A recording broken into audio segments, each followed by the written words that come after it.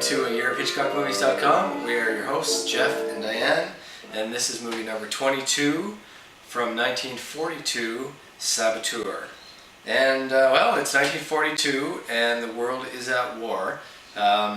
Hitchcock is back to wanting to make a movie about this. This time, an American movie. We can remember the Suspicion, Rebecca, Foreign Correspondent, these Hollywood movies he's made, you know, all set in England and Europe with British actors and British subjects, and really not American movies at all. We're not really going to count Mr. and Mrs. Smith here. So he was only doing what he knew. He knew about these British stories and these British movies and these British scenes, but this is his big chance to make a movie he wants to make on American soil with Americans about American things.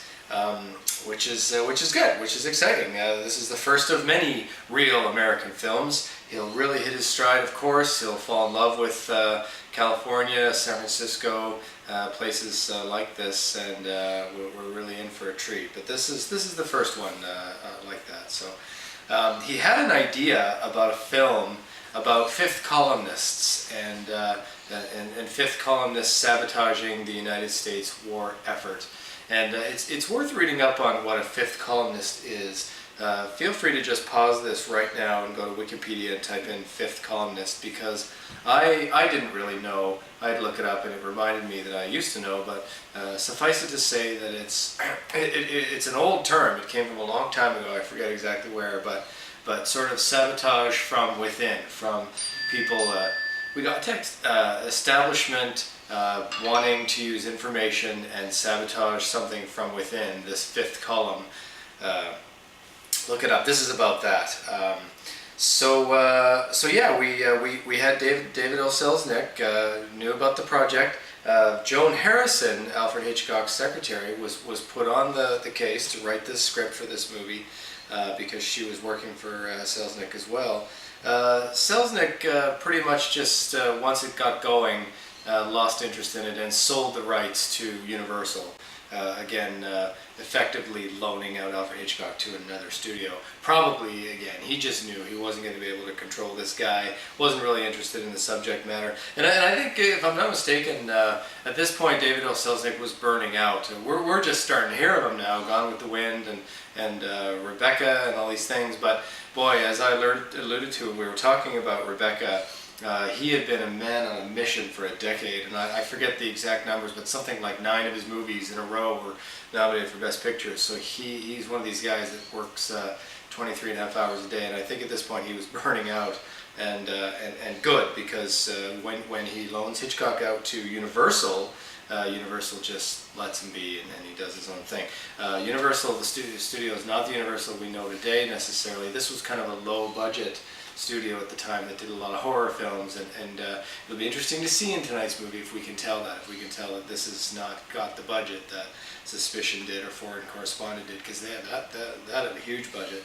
So yeah, Alfred Hitchcock will end up doing 2 films at Universal. This is the first one.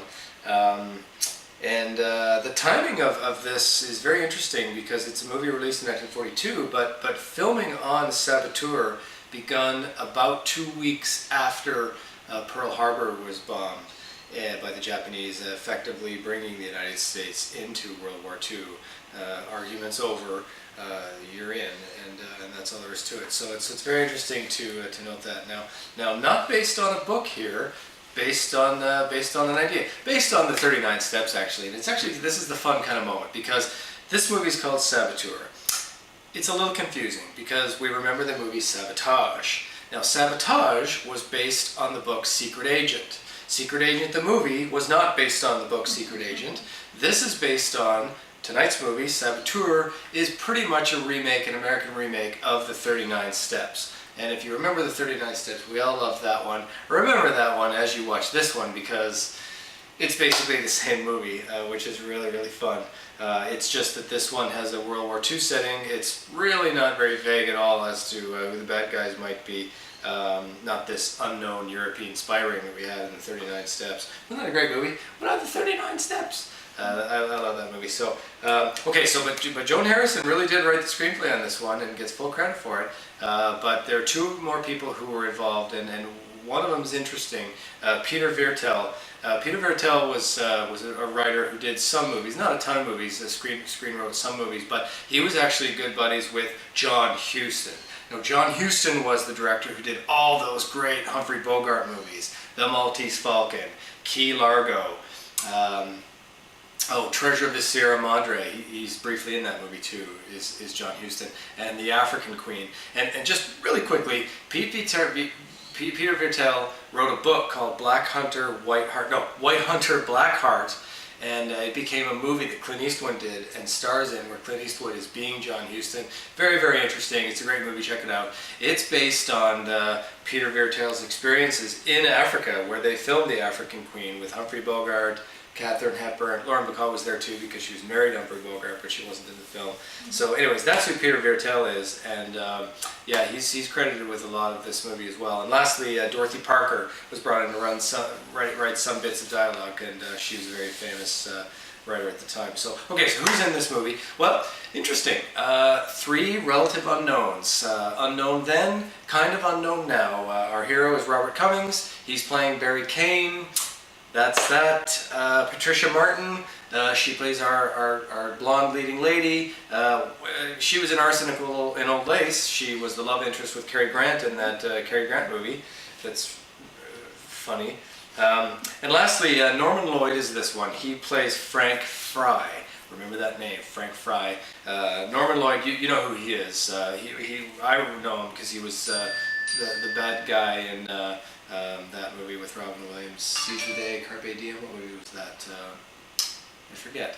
I'm sure I'm putting it down here right now. Doesn't matter. So Norman Lloyd is in this, and if you watch the making of Saboteur after this, he narrates the whole thing, and it's interesting. So we'll see how Alfred Hitchcock does with some unknown actors. We know how he does with Sir Laurence Olivier and Joan Fontaine and Cary Grant and some big names, but we'll see how he does with some unknowns. Interesting. So good. Let's watch this movie. We've given it a little bit of background, not too much, but suffice it to say that we're a country that's thinking about getting into a war. So we start off. We're set in an airplane factory where we're making munitions. We're making airplanes. I believe in Pasadena. Doesn't it set in Greater Los Angeles area? So we're in an airplane factory. There's probably going to be a saboteur. There's probably going to be some sabotage, and might be a lot of fun. So very good. So okay, let's watch this movie from 1942. The world is at war. Finally, we've been talking about it for 10 movies now. So we'll see at the end of the movie. We'll talk about how it all went. So let's watch.